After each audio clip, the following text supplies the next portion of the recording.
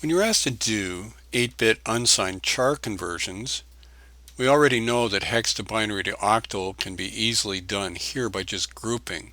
Also from BCD to decimal, decimal to BCD, again in grouping. So the only real calculations we've seen before that we have to do is decimal to hex or hex to decimal, and that relationship is shown in this line here. So for instance, if we want to go 221, 221 is over here.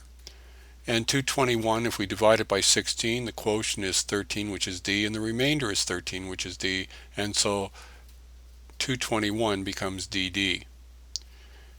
Now if we want A6, A6 is a little bit more this side. A6 is 10 times 16 plus 6 is 166.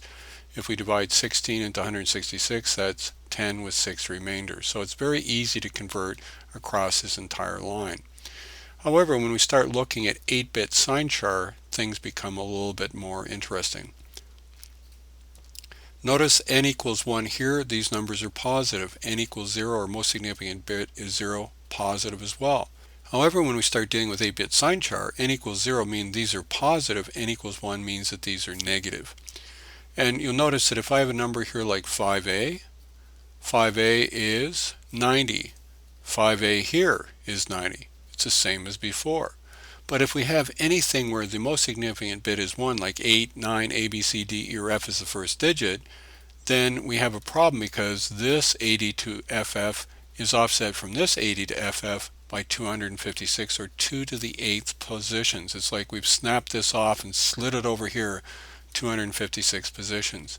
So if I have a number up here, which is 166, that I have here is definitely not going to be 166. It's a negative value. So how do we work that out? Well, it's very simple. A is 166 here. Over here is offset by 256. So all we have to do is adjust that number by 256. So we start with 166 minus 256. That would give us our answer. But if you're working this out by hand, it's just as easy as a 256 subtract 166. Write down your answer and remember to put a negative sign in, and that's what we're going to have as the answer, as you can see over here. Now to go back the other way, if we have some negative number like minus 94, how do we go back the other way? Well, we add 256 and then we convert across here. And that two-digit number in hex will be the same as the one that we've got here. And that's basically how you're going to do 8-bit signed char conversions. Now a couple gotchas here. If the most significant bit is a 1, that means it's in this range, which means you're going to have to figure it out here and convert this way.